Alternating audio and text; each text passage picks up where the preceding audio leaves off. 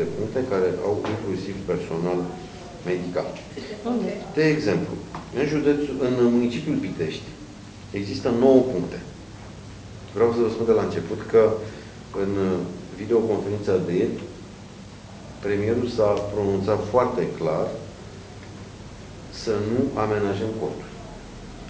Apropo de consultanța franceză.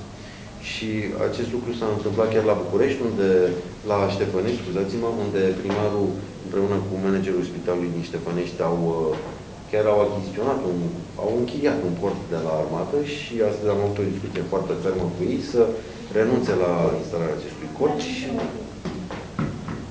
pentru că, conform acestei consultanțe franceze, un cort nu asigură decât un spațiu, dar din punct de vedere termic nu oferă o temperatură mai confortabilă pacientului. De aceea,